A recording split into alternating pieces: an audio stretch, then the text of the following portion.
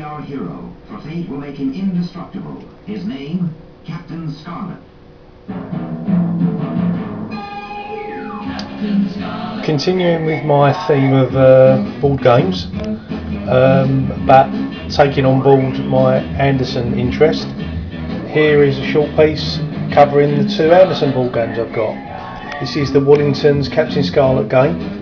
Again, never played it, so I couldn't really tell you what you have to do, but very colourful, very nice to look at. As always, they've got Scarlet on the front, the official logo, some pretty nice artwork of the vehicles. WADDINGTONS again, always at the vanguard of board games during the 60s in England, promoting Destiny as well there. The lead angel, she appeared on lots of the merchandise to attract girls in the similar way as Lady Penelope drew girls into the whole Thunderbirds thing. Basically, as I understand it, you travel around the world, you complete a mission and you get back to a conference centre, and there's a plastic conference centre piece, so that's there.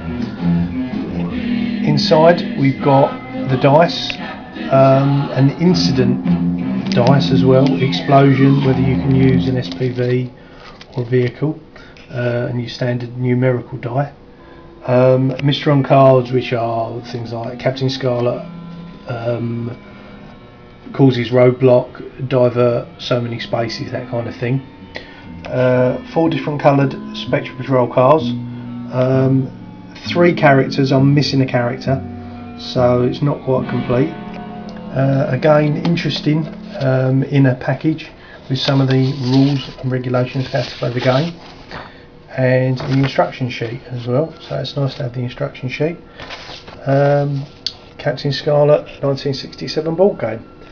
Moving back, if you like, to the previous show from Gerry and Sylvia Anderson, Thunderbirds. Again, a WADDINGTONS game, artwork on the front. Certainly for me, one of the big attractions of a lot of the old toys were the fact that as long as they used the proper logo and the vehicles and the characters looked pretty much right, there was none of this corporate image nonsense that I think spoils the collectible side of a lot of toys and merchandise now. They all seem to look the same, whether it's a DVD, a bubble bath, some chewing gums, or Easter egg, or a toy.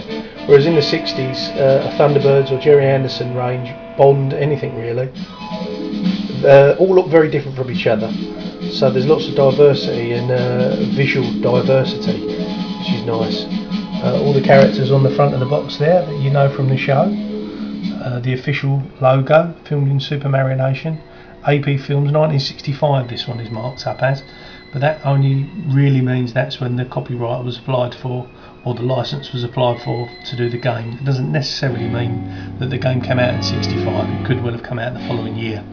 But again, if anybody knows for definite, and there's a picture of them, Christmas 1965 with this game, then I'd love to see it. So I don't claim to be an expert by any stretch, just have a little bit of knowledge and hopefully a lot of passion and enthusiasm for this, which maybe comes over in these videos. There's a kind of a spinner thing there with a picture of John on, points you in the direction of where I guess you go when you throw the dice. Probably a similar type game to the Scarlet one, although with Scarlet it's kind of espionage and missions and traps and stuff. With this game it's rescues, obviously. Inside the box again, something a bit different on the inside, not just a bog standard white piece. Special message from Jeff Tracy giving you the overview to how you play the game. Nice Thunderbirds logo. Die, a sealed bag with all the little bits and pieces in there, which is quite nice. There's the different vehicles, a figure of the hood, what look like pyramids as well. Obviously the cards, I guess showing different parts of the world, something in Paris, something in London, and again the instruction sheet there. Couple of pages still though, so typical WADDINGTONS. Not a game for the less interested person in terms of spending over an hour or so reading through instructions, but again, for me, just a nice collectible to have. Probably one of the cheaper things to buy again in terms of vintage 1960s Anderson stuff. Worth looking out for. Fun to have. Nice to have. Have another little look at the SCARLET bits and pieces there. And hopefully I'll be able to finish with a shot of both games together. Ooh, best as I can.